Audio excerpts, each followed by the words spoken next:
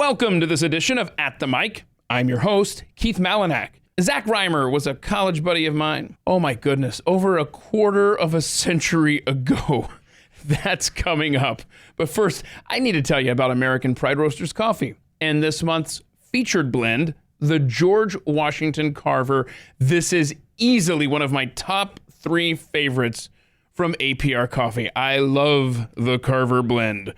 George Washington Carver literally came from nothing. Born into slavery in southern Missouri, Carver created his own success through education. As a youth, he walked 10 miles to a different town just to go to school. He eventually ended up at Iowa State University, earning a master's degree and becoming the first black faculty member at that school. Such a unique American deserves a unique coffee named after him, which you can try right now at aprcoffee.com. Please try this awesome blend. It's subtle, yet obvious, with its hint of peanut butter included. It is so good. Oh, I love smelling it brew. I love the way it tastes. And order at least 2 pounds of any coffee this month from aprcoffee.com. Enter in the code ATM in the special instructions section, and you're going to get yourself a free bag of the Reagan blend added to your order. No extra cost. Don't forget to use offer code ATM and start your coffee experience today at aprcoffee.com.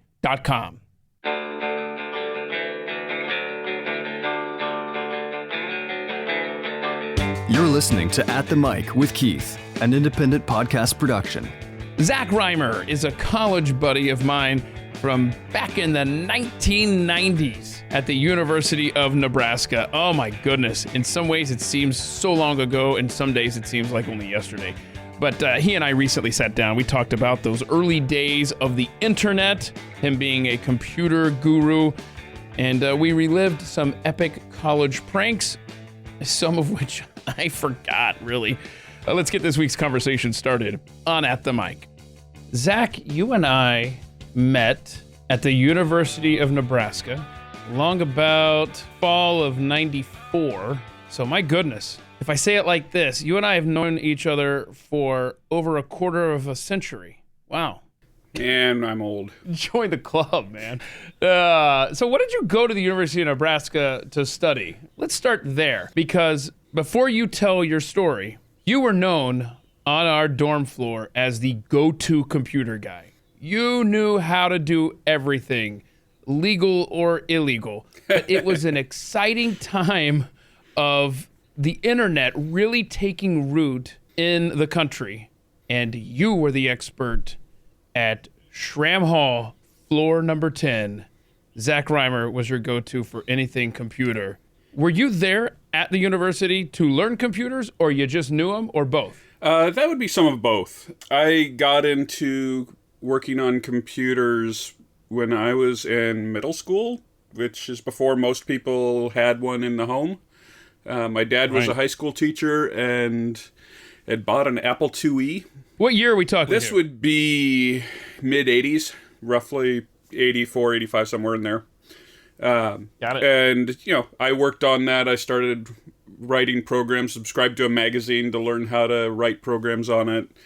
Those paper things that people used to mail you if you paid them to. Now, did like an uncle or a grandparent, or did somebody order that subscription for you, or is this something you sought out, like, I'm interested in coding and programming computers, and you sought this out? I did. Okay. My parents encouraged it, but I had a paper route, and so I could do such things. So, I would put in the programs that were printed out in these magazines, and then I would figure out how to mess with them to prank my older brother or things like that.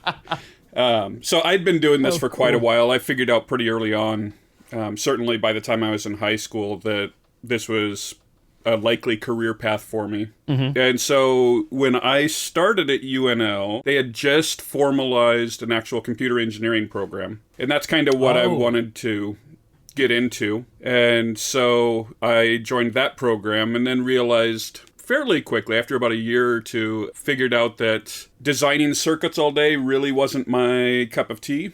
and so I switched back into a traditional computer science program. What year has this put you at University of Nebraska? I started there in the fall of 1991. Okay. You knew, obviously, right when you were getting there, years before, this was the career path you wanted. Mm-hmm. What did this lead to for you?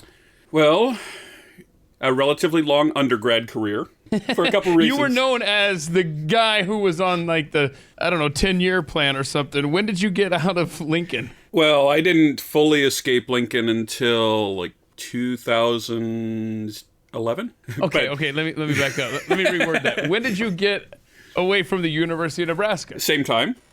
Oh no!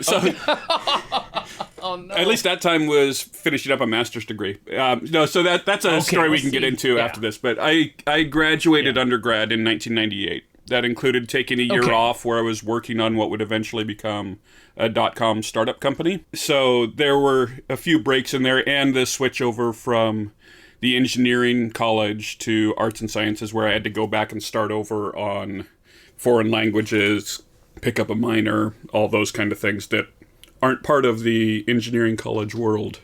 And let me take the opportunity to publicly apologize to you for you were a part of our intramural sports teams, and I was kind of the guy who went down to the rec center and I don't want to say commissioner. I can't think of what it was called, but basically the guy in charge of organizing all of the sports teams when I was there. Now, you had done this before I got there, and then when I came along, I eventually became like the representative for Shram-10, blah, blah, blah. The point I'm trying to make is that we would play sports together, and I am notorious for being terrible at basketball. And there was an occasion where we were playing a game and you were guarding me. And I guess I did like a head fake on somebody. I don't know what I was doing. Who knows, man? I'm terrible at basketball. You know this. And anyway, I ended up flinging my head back so far that I ended up busting your lip. And I still feel bad about that to this day because I don't even think the head fake worked on whoever I was trying to fake out there. So please accept my apologies here in front of God and everyone. I still feel badly for busting your lip with a stupid head fake. So my apologies. Zach. Probably shouldn't feel too badly about that one. I don't even remember it, to be honest. I do remember experiencing your elbows. Oh, no, really? Now, see, I don't even know about that. Oh, no. You had some notorious elbows. Not intentional. But, I'm just that bad. I flail around when I play basketball. You're talking about basketball, well, they're right? kind of sharp, so, but no, that's nothing. I grew up with older brothers, and we'd play basketball on concrete and end up getting tackled and that kind of stuff. So God. Playing a little rough is nothing new to me. Let me just say, I was so bad at basketball that I think my senior year, maybe before that, I just organized the team. I didn't play. I didn't even go to the games, man. I was horrible because in like 3 seasons of playing, I scored 4 points. It was 1 of 2 free throws, and I made a mid-court three-pointer at the buzzer at the end of a first half. Of course, we were getting destroyed, so it really didn't matter. But I do not have talent in basketball. So anyhow, I just wanted to throw that out there while I was thinking about it, while we were going through your college life.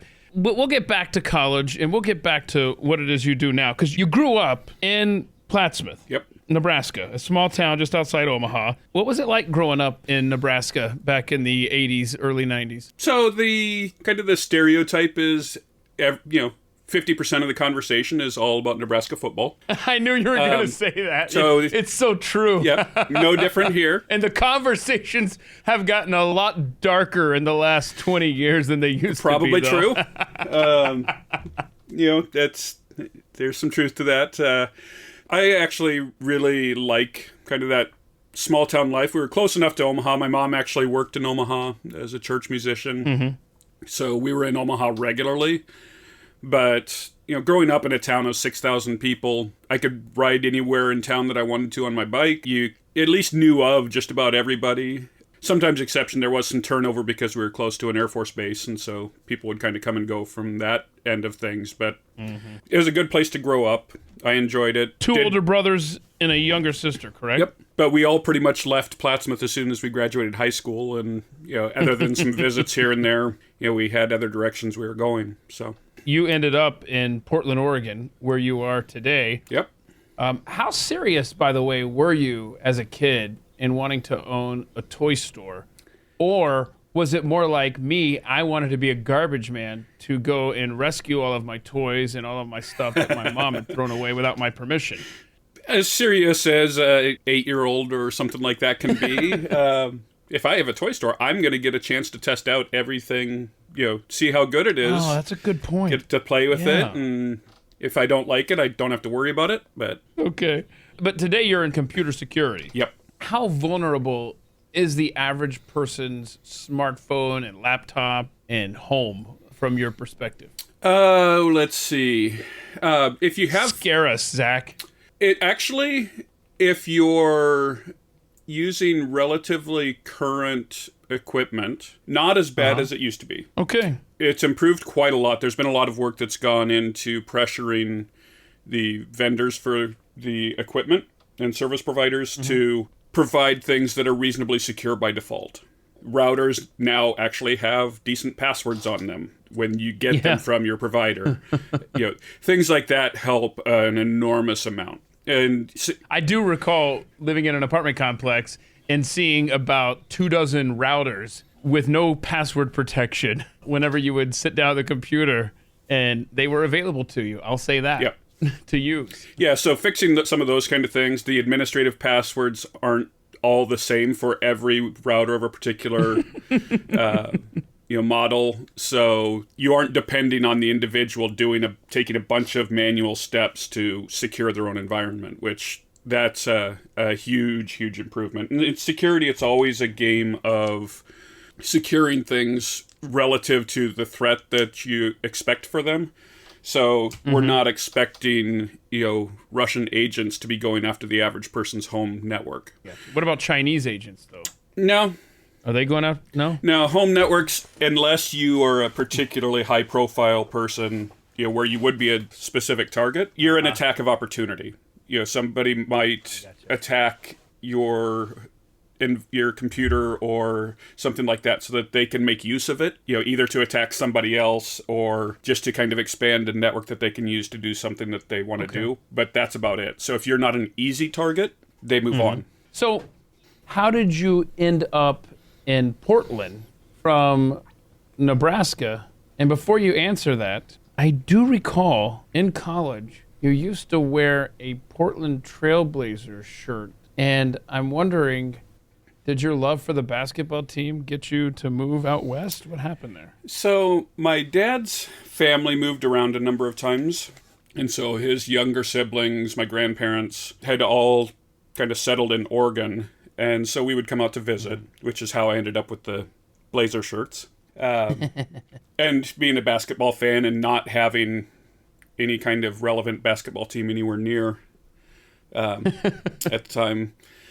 That's true. That's a basketball desert right there. Yeah, but my first choice of colleges initially when I was planning for college was Oregon State, because it was one of the few schools that actually public schools that I could afford that actually had a computer engineering program. So I actually took a tour out here on one of those vacation trips, but they had virtually no out-of-state scholarships. When did you meet Nicole, your wife? That's much later. So I ended up moving out to Portland to help with a side project that my aunt had. She worked in kind of HR legal. She's an attorney. Worked in that, and then did go back to finish my degree. Then after graduation in 98, moved out full-time to Portland. Worked at the startup through the dot-com crash. We'd survived that first wave of things, but the economy at that time was pretty bad, and so things kind of slowed down. Ended up unemployed and very few jobs available, and actually met Nicole on a trip back to Nebraska through a mutual friend. Ended up with a job offer at the University of Nebraska. So how did you guys end up back in Portland then? So we were in Lincoln for 8 years there. I kind of had an itch to move back, but we just got to a point where it was kind of time to move. At that point, one of the reasons I had moved back to Nebraska was because of my dad's health issues. And by that point, he had passed away. And so it was just kind of the right time to make that move. So we moved back here in 2011, if I remember right. The cool thing about you and Nicole is that you have 3 children that are biological children. Yep. You have 1 adopted child, and you currently have 2 foster children. You guys have been foster parents for quite a while. How long have you been caring for kids through foster care? We started that 6 years ago. And how many kids have moved through that have been permanently placed? Permanently placed is kind of a tricky filter there. We've had about 25 kids in that span of various types. Anything from 4 or 5 days to 3+ years. And each child is probably got their own unique set of circumstances that you have to adjust to, I would imagine. Absolutely. Yeah, every situation's a little bit different. The likelihood of them returning to their biological parents is different depending on those circumstances. The issues that they're dealing with related to their family, those are all different. There are certainly some commonalities too, but yeah, every situation is different. And the ages that come through your house, do they vary greatly? Not a lot. We particularly focus on young children, so it's under school age. And the children that are biological, what are their ages? 11, 10, 7. The youngest biological is 15 months now. We had a surprise baby a little over a year ago. So you already had children, and then y'all decided to become foster parents. So what triggered that for you guys to want to become foster parents? Yeah, so it was something that we had been considering already. One thing to know about my beautiful wife is that she grew up around kids all the time. Her mom and her grandmother both had long careers running home daycares, running professional facilities. So she's always been around small kids. Went into teaching. That's just been part of her life. We had talked about it. We had worked through our church with a program out here called Foster Parents Night Out. Foster parents could bring in their kids, including both foster kids and any other kids they had in their household. We'd have activities, meals, and so we engaged with the foster care system in that way. But we were kind of figuring the foster care would probably be a little farther down the road for us. And Nicole ended up meeting a friend of a friend who was pregnant in a difficult situation. So she helped getting her to medical appointments, things like that, before she gave birth, and then as well helping out after. That turned into our first foster case because she had kind of a breakdown and got a call from the foster care agency asking if we would be willing to be a placement for her son. Oh, wow. Fast forward a number of years, we ended up adopting him, and he still gets to see his biological mother pretty much on a weekly basis. It's a pretty unique situation in terms of foster care and adoption out of foster care, but it's worked well for everybody in this case. So you guys have your hands full, really. And then some. Yeah. What is the most number of children you've had under your roof at one time? What's your high water mark? 7. We typically run at 6 total kids. Occasionally it's gone up to 7, usually just kind of out of a fluke of timing. So do you ever have any free time, really? After about 9 p.m. Right. And nap time. Yeah. Yeah, and you do fantasy football also, I'd like to point out. Some person roped me into that a few years ago. Some person roped you into that. No, and then you promptly, I would like to point out, your first season won the championship, if I'm not mistaken, correct? I think that we did have that kind of fluke happen, yeah. Congratulations on that, by the way. Thank you. So you're a music guy, too. Yes. You enjoy music, from classical, church music, but also hard rock, heavy metal, strange spectrum there. Sure. But throw in some jazz and all sorts of stuff, yeah. You have an interesting perspective on bands. You're going to have to walk us through your musical spectrum. Sure. That runs from the consistent and easily identifiable bands on one end to more experimental and not easily identifiable bands. Identifiable, I can't even say that word, easily identifiable bands on the other end. Particularly in more current, pop, rock. I would expect to see the same in country, although I'm not nearly as well versed in country, even though I am from the Midwest. Right. My little theory on this is, you have bands that are very successful by basically having a very unique sound that is them, and all through their career you can put in just about any track of theirs and identify them as the band. And the example I like to use for that is AC/DC. And the genius of it really is to be able to do enough subtle things differently that it doesn't get old. There's absolutely a place for that. You know what you're going to get every time, and it's always going to be good. It's good quality control. You never really have an album that completely flops. And you pretty much never have anybody that says, "Oh, I'm just done with that band." They kind of the cop out of they sold out. But they're doing what they do.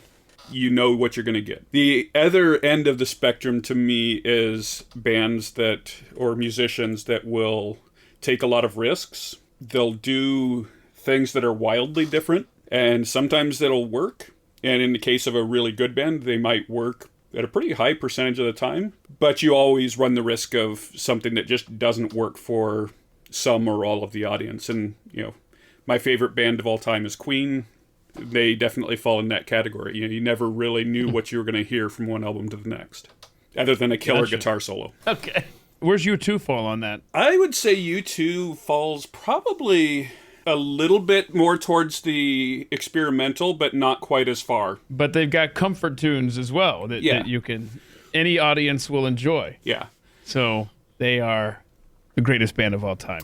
And I do owe you a belated apology as well, because I think you were the subject of the meanest prank I ever pulled on somebody. I don't recall, honestly. Not necessarily the worst outcome of a prank, because I've had a couple kind of go haywire, but... Okay. Let's set the stage, though. Everybody got everybody on Shram 10. Everybody went through... There's one individual who will remain nameless who didn't understand how to take anything in stride. I believe it was your next-door neighbor to your left when you exited your room in the corner. Yes, I do know who you're referring to there. Okay, all right. But everybody else got everybody else. I mean... There was a lot of that. That was part of the culture of our floor, which I will say, this is not a normal dorm floor. It was not like a specialty audience where you got a bunch of people with the same interests. It was complete random placement. But we had a retention rate on the floor that, for a public university, was astronomical. So you had the same people there year after year, and it just kind of rotated through, and it actually had a distinct culture. I've never thought of that. None of us had, like you said, it wasn't an athletic dorm. It wasn't, an honors fraternity dorm. It was everybody from everywhere. I mean, it was mostly Nebraska residents because that's the way the University of Nebraska was back then. But you had a couple of out-of-staters like myself. But that's amazing that you said that. I never thought of that, of how it was literally the same cast of characters every year with some newbies sprinkled in. I never thought of that, Zach. Yeah, but we would always prank each other. We got to know each other very well. And, I was never duct taped to a chair. No, I never did those kind of pranks. I know. I think you were gone, actually. I donated the chair, okay? I had nothing to do with that prank that involved duct taping... our good friend, to a chair. Again, I donated the chair, and then I washed my hands of it, and then he was sent down to he was put on an elevator and sent down to the girls' floors, and the doors, of course, would open up, and that was... I think that might have been during the year that I was gone. And as I'm saying this, I'm thinking, you're nowhere to be found in this memory because... I heard about it after the fact. Yeah, you are a wild card. I could see you participating in something like that, or standing back and just letting it happen, or even condemning it. I don't know, man. You were tough to read. I wouldn't say that I was morally above doing something like that. But if somebody else had the idea and wanted to run with it, I wouldn't have had a need to be involved either. Right. Okay, so I honestly don't remember this terrible prank that you're apologizing for. What happened? This is why it was such a mean-spirited prank, because it involved a lot of planning that would knowing kind of what the reaction was. But okay, I went to the used record store, found the cheapest U2 CD I could find. One of our floor mates had an engraver, and so I engraved in the back of this U2 CD rude things about the band. Oh, I don't remember this at So all. I'm carved- sorry you took this kind of time for this. So carving in, stuff that, obviously I don't believe. I do like U2 despite having a U2 evangelist on our floor. Yeah. Let's set the stage there as well. I mean, I was an annoying U2 fan. All right. I mean, I'll be the first to say that. Whether it was the music playing too loudly or probably pictures on the... I have no idea if they were on the door or not. I know that I had posters in the room. But in other words, you know me for 5 minutes, you know that I'm just a freak for the band. And Yep. so you carved some nasty things into a U2 CD. Wait a minute. Which CD did you ruin? Because if it was Achtung Baby, then you and I are going to have words. No, it wasn't that recent. Okay. So it wouldn't have been in the cheapest of the used CDs. And it wasn't gotcha. like Okay. War or any of those. I don't remember what it was. It was one of probably the Okay. lesser known ones. I remember what the label on the top looked like, but it was probably like a Columbia House cheap knockoff anyway.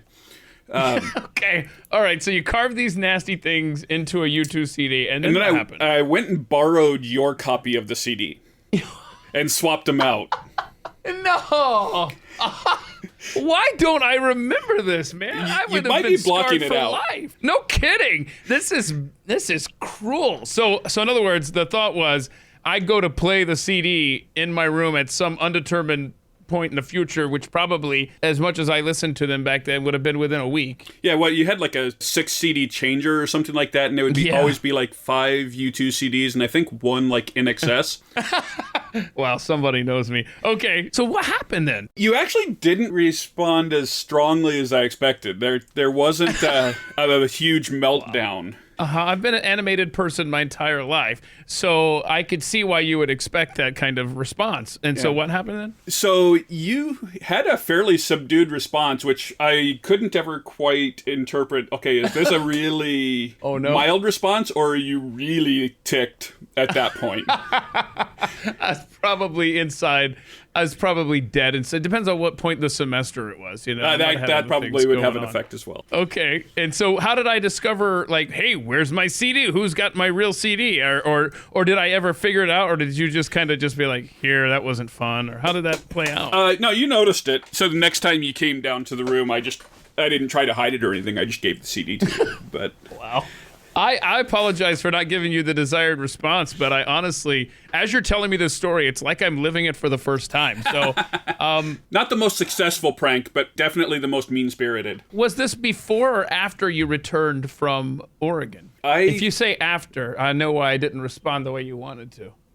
I think it might have been after, yeah. Because I think I was in that corner room down at the end. Yeah, by then I had girl troubles. I had other things on my mind. I had Carrie I was dealing with, so. Yeah. Yeah, we're all still amazed No. how you pulled that whole thing off. Thanks. But I can say the same appreciate thing that. about myself, so. Right, exactly. See? Man, we are wonders, you and I. Okay, so, yeah, there was a lot of pranking going on Shrampton, which makes the retention rate even that more amazing. We did have one prank war that bordered on going out of control. That was the popcorn on the door prank.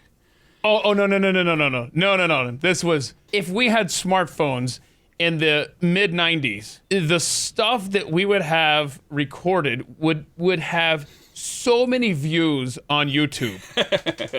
And this one is the best. Go ahead. So our mutual friend Brian and I were roommates at the time.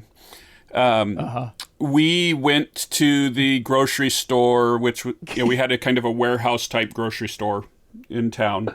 Bought bulk popcorn, unpopped popcorn. And But can we stop for a second? This is before they made the ready-made huge popcorn, already popped bags that you could buy, right? you might have been able to get some, not the enormous ones, but you probably could have gotten some, but we didn't have that kind of money. So Okay. we bought several pounds of unpopped popcorn. Now, one of the most brilliant parts of the whole story is that my roommate Brian really did not like popcorn. Not the smell of it, nothing. So we never had popcorn in our room. Wow, I never realized that about him. Okay. We borrowed a couple of air poppers, and we spent several days, if not a week, just popping popcorn whenever we had time. We ended up with a couple of, like, large garbage bags full of popped popcorn. Mm-hmm. The target of this was Richie, correct? No. Really? Is it Luke? Yeah. Okay, Luke and Richie were in the same room together. Okay, yeah, so, but it was really targeted at Luke. Okay, but I think, keep telling the story. I think the one who opened the door wasn't Luke, though. No, it wasn't. It wasn't. We knew who was going to open the door.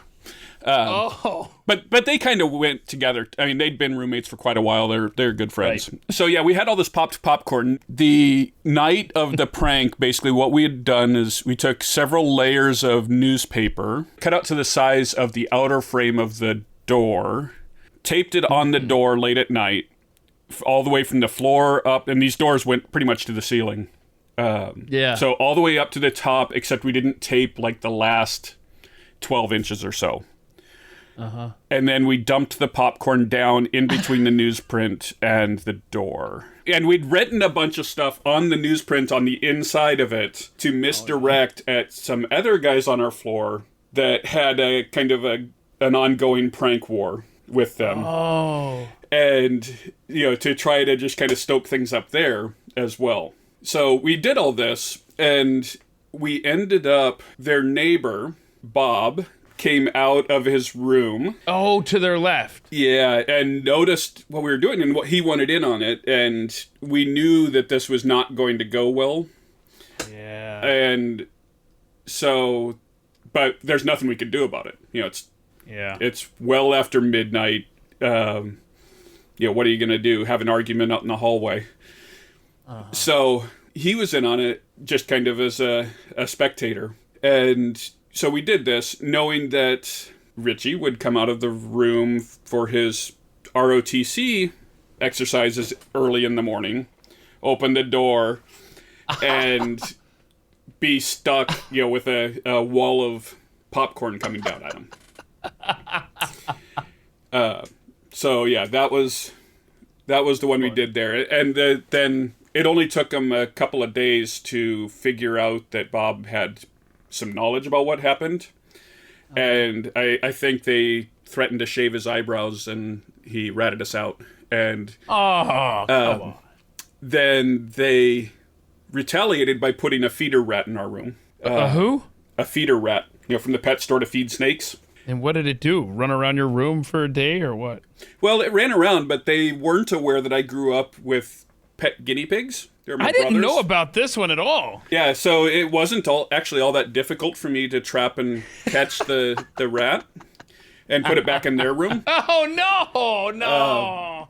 And which they then did the same and put it back in our room. But at this point, it was Christmas break, I believe. Oh, no. And I knew that I was going to be one of the last people on the floor because I had a late final on Friday, and so they were leaving, and so I just kind of hinted to them that and they knew it was true, that I knew about 4 different ways to get something into their room after they left, none of which involved me having keys to the room. So I left them with the impression that I was going to leave this rat in their room over Christmas break, let it die there, and stink up the place, and chew on things, and all that. Which we just promptly returned the rat to a pet store. But I let them think that.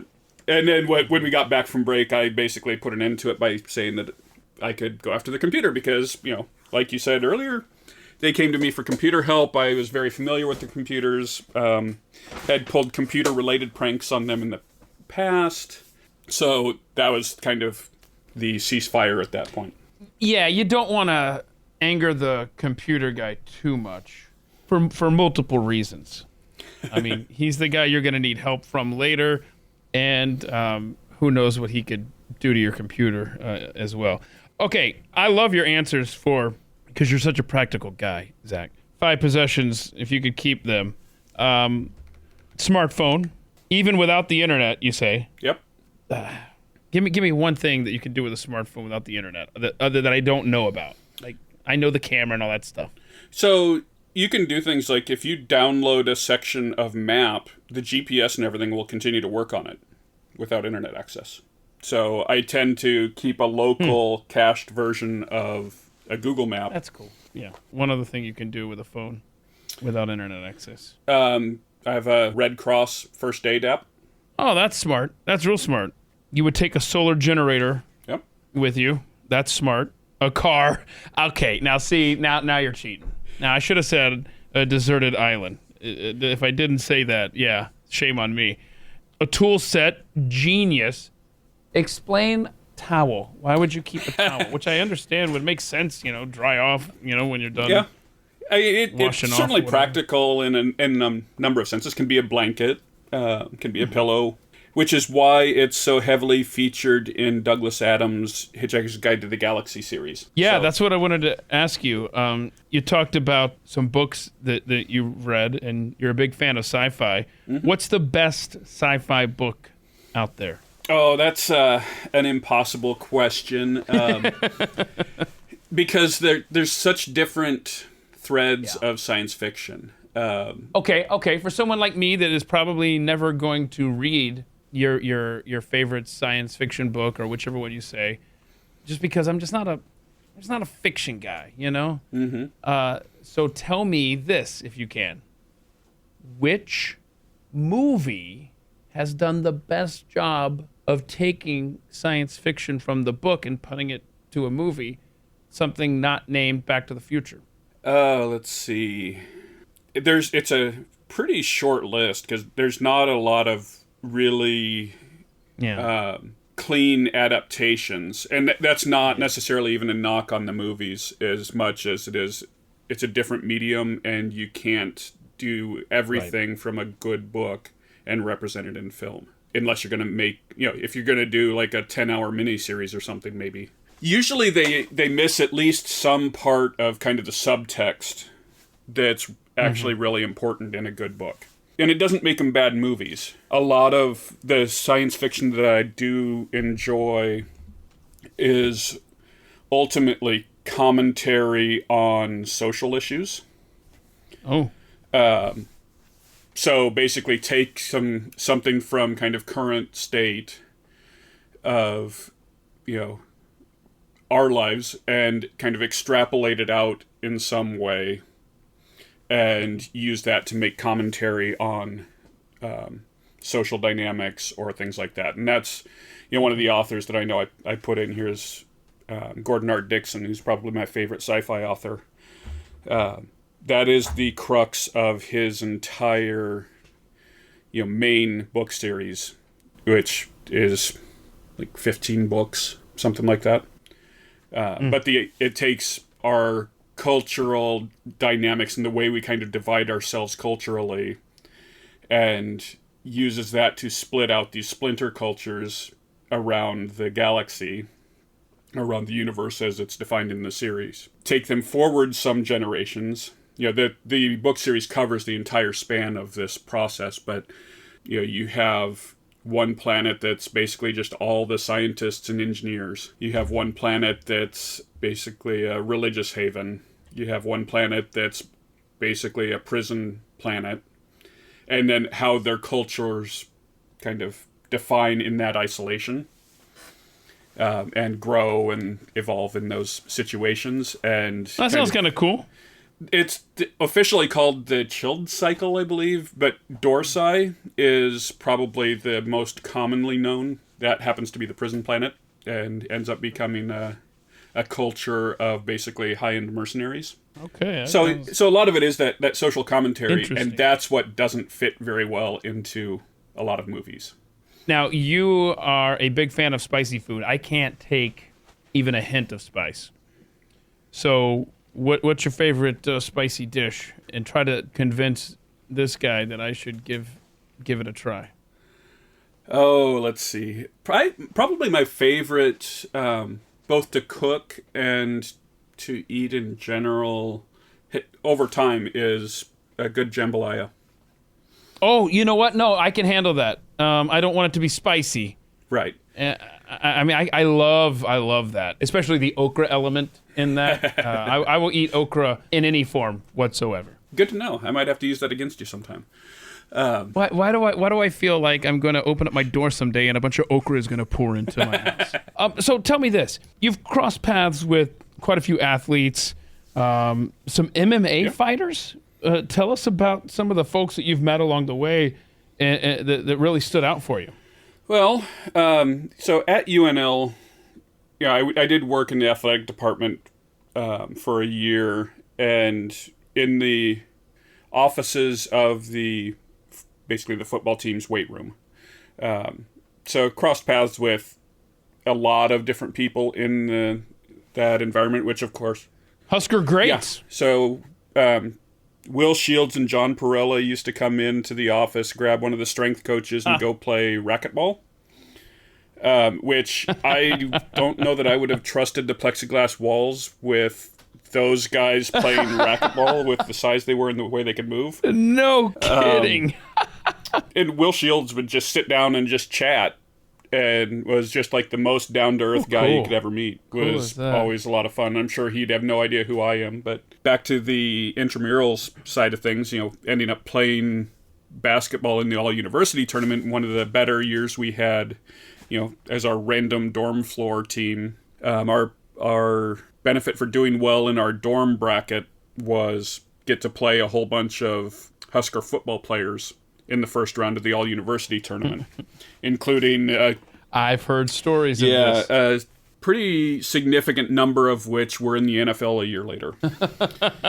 This was right before I got there, because I remember you guys really were talking about. Yeah, so that included a guy named Adam True, who had a really long career in the NFL as a long snapper because he was like 6'7", 300 plus pounds, but could run like you would not believe. He was literally a long snapper on a football team that would end up making a significant number of tackles downfield on punts and things. So just an incredible athlete that I think he had a 10-year plus career as a long snapper and backup center. And he was an all-state basketball player before that. So, there's guys with 40+ inch vertical leaps and that are 6'7", doing this stuff, and it was pretty ridiculous because that was just coming into kind of that golden era of football that Nebraska had in the 90s, and they were cool about it. They knew that we weren't a real threat. There was some banter. There was some banter, but not really trash talking. That was a lot of fun.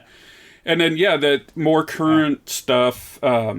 I have the kids pre-COVID enrolled in jiu-jitsu classes at a local gym that's down the street from us, that's also home to probably the top MMA team in the Pacific Northwest. And so we do see a number of pretty high-profile MMA fighters come through there, and I've chatted with some of them, and some of the up-and-coming ones are... we talk to it a little more frequently than the well-established ones who tend to be pretty busy with other stuff going on. But, Chael Sonnen's fairly prominent in that. The guy that runs this gym is Fabiano Scherner, and he's been like a 10-time world jiu-jitsu champion. It's certainly fun to be around people who have just excelled at the highest levels of something they're doing, whether it's in athletics or in other walks of life as well. Okay, so you played at Carnegie Hall when you were in high school. What instrument? So that would have been viola. So I grew up in a very heavily classical music family. We started playing violin when we were 3. Took lessons all the way through. I hung it up, I think, my sophomore year in college. There were 4 of us kids in the family. I knew I wasn't going to be going into music, unlike my older brothers. And so I was fine when they suggested I switch to viola when I had the opportunity to switch instruments, because then we could have a family string quartet. And I was okay with that, and so that's kind of where I ended up in terms of string instruments. Then I also ended up playing trombone later as well.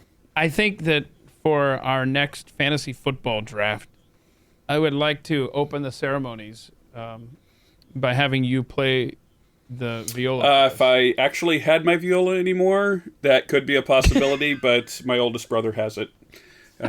He's a violin professor and sometimes has to teach things on viola. So, And tell us about your parents. So as I mentioned, my mom is primarily a church musician, organist. She actually has a master's degree in that, in music performance. Wow. So that's always been a big part of life, getting co-opted into filling in for somebody playing music at church at the last minute. I remember one time coming home from an all-state orchestra performance, couple-hour drive home, and on the way home getting, on a Saturday night, late Saturday night, talking through the stuff that she wanted me to play Sunday morning for church. That was, of course, not written for the instrument I was going to be playing it on, so trying to figure out how we're going to make that work. So a lot of stuff like that. But yeah, classical music household. Omaha at the time, I don't know the state of it these days, but at the time had a very prominent youth orchestra. What they did when I was there was did a trip to New York City and had an opportunity to play in Carnegie Hall. So got to do that. Cool. Remember not being able to breathe well after about a day or two in New York City because in 1990 the air quality was not ideal. My dad had a master's degree in history, but taught high school science because at the time it paid better. So he's kind of a Renaissance man. He enjoyed music, although he mostly just sang. I think he'd played French horn previously. He was a woodworker.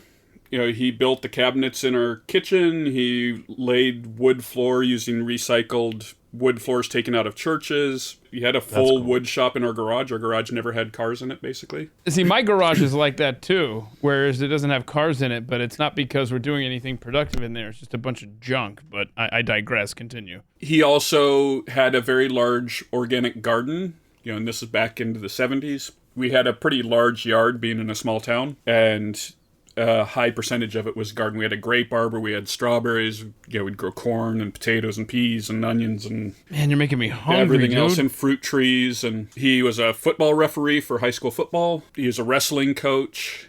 Later took on being a soccer coach, even though he had never had any experience with soccer.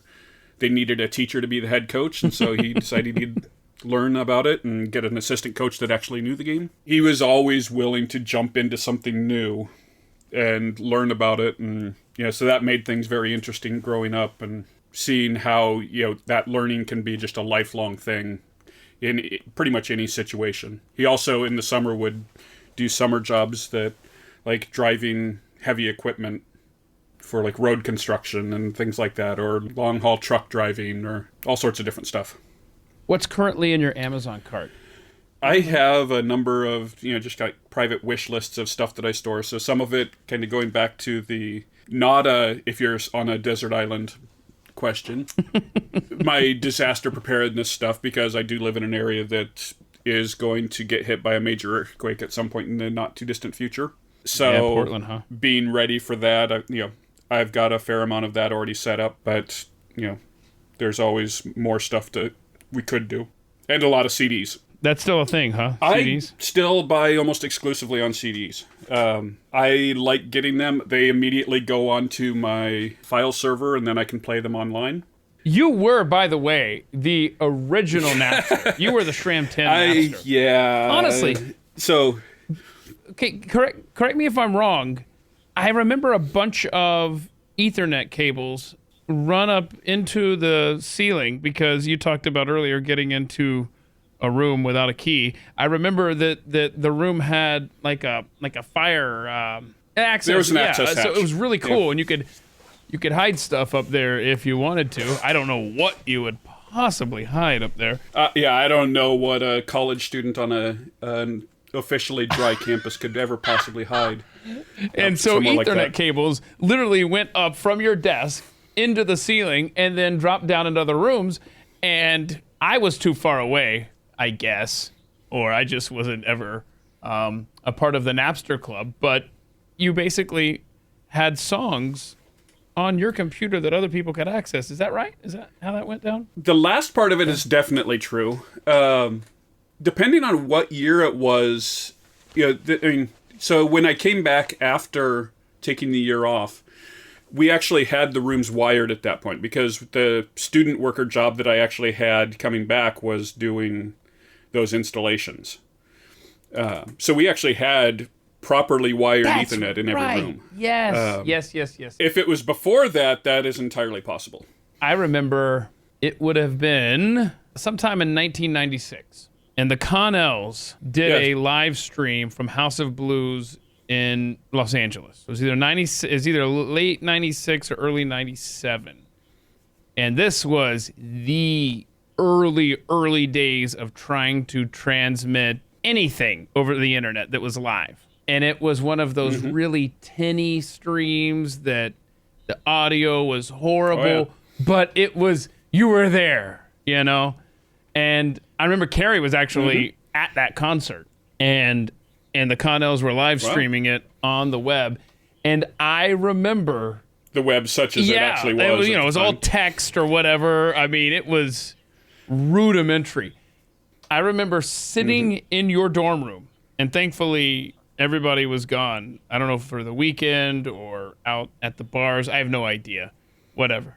And I just remember you were so kind as to, I mean, you had to do this. You had to physically dial me in to this concert so that I could experience. And I just remember sitting there in your dorm room with headphones on, listening to this concert, this terrible audio. I think the Connells tried to give a shout out to me, courtesy, because they were being kind to Carrie, who was probably in the front row there. But anyway, but you could just barely hear it. It was just really rough. But that's how far we've come with the internet in the last quarter century. But that was my first experience with any kind of live event on the internet, was sitting in your dorm room with a pair of headphones on, all by myself, listening to this feed out of LA. Boy, how times have changed, huh? Yeah, and you talk about Napster, but Napster wasn't even a thing really yet. That's what I'm saying. You were the original Napster, man, at least for Shramp 10. No, Texas A&M had us beat by a mile. They had people wired up in their dorm rooms that had libraries, literally libraries of music available that you could never listen to the whole thing in a lifetime. And to have that, and they were just set up as websites. They would just basically set up a website that was categorized by, in the folder structure, band, and then, album, and then track, all there to just kind of browse through. I never went to that extent. I had a library, mostly stuff that I had bought at some point. I tried to support the musicians. The caveat there being, I did at one point have a Queen-related server where basically anything that you could not buy in a regular release, I would allow on a server that people could come and get. That's funny. Okay, so whatever happened to Netscape? Whatever happened to Winamp? Is AOL still really a thing? I mean, I'm just having these flashbacks as we sit here, thinking to that time. My goodness, how it's changed. I always thought AOL was really just a manufacturer of coasters for your drinks. Yeah, no, you're right. You're so right. Now, so I do know what happened to Netscape. They tried to make a big business play in the internet space. Basically got beat out by Microsoft on that front. There are antitrust lawsuits involved and all sorts of fun stuff. AOL they kind of died a pretty quick death once, just regular ISPs became available, because they weren't particularly good at being an ISP. And what was the other one that you mentioned? Oh, Winamp. Winamp might still be around. It was the first really nice user interface and, be able to do cool stuff related to playing music. So visualizations and things like that. But that became so much of a commodity that there are so many options available that their legacy certainly lives on. But I don't know for sure if the product does or not. Yeah, there's something I'm looking here in the Google Play Store. There's something called FreeAmp, and it's got the old Winamp logo. So who knows? Yeah, it's probably an open source spin-off of it. Like I said, the legacy lives on, and that kind of AMP terminology has definitely survived. I've got an app called PlexAmp that's my music player for the stuff that I have on my file server here at home. So yeah, and you didn't answer that question where I asked in the email, what's your favorite app? And you said none. And I wanted to ask you, does that just mean that you have so many that you enjoy, or you just don't? Yeah, and I also have enough technical expertise that I don't necessarily need an app to do things. So an app's just one way of accessing. Listen to you. I don't need apps, man. Things. So they're convenient for sure. But the reality is I could play my music through a web browser if I wanted to. The app is certainly convenient and worth having, but if it came down to it, I have other ways of doing it. Okay, this is the last question, because you're not on social media, smart man. Not very heavily. I don't post much. Here's probably the most important question then I'll just leave you with this. Stefon Diggs on your fantasy football roster. What's it going to take for me to get him in a trade from you? Well, for you, probably not anything you're willing to give up. Okay, all right. For anybody else, I'm open to options. Right? But, Yeah. You'll give him a bargain price, but for me, you'll fleece me. All right. Well, anyhow, Zac Reimer, thank you so much for making time. I really appreciate you being my guest on At the Mic, buddy. Thanks so much. No, thank you. It was a lot of fun talking with Zac, reminiscing about our days in college. There, some memories that I haven't forgotten, and as I mentioned in there, some that I've blocked out. I guess I don't even remember that prank that he pulled against me. I will say that as of this recording, he still hasn't traded Stefon Diggs to me in fantasy football, so I need to get on that. Now, next week, I'm going to sit down with a weather forecasting legend, Joe Bastardi. He's an energetic guy. He's got an awesome story that covers weather history, his wrestling prowess, and his love for God. I look forward to sharing that conversation when we meet back here next week with Joe Bastardi. Until then, please go be free, and thank you for listening. This has been At the Mic with Keith, an independent podcast production. Head to atthemicshow.com for archived episodes, sponsor information, and ways to connect.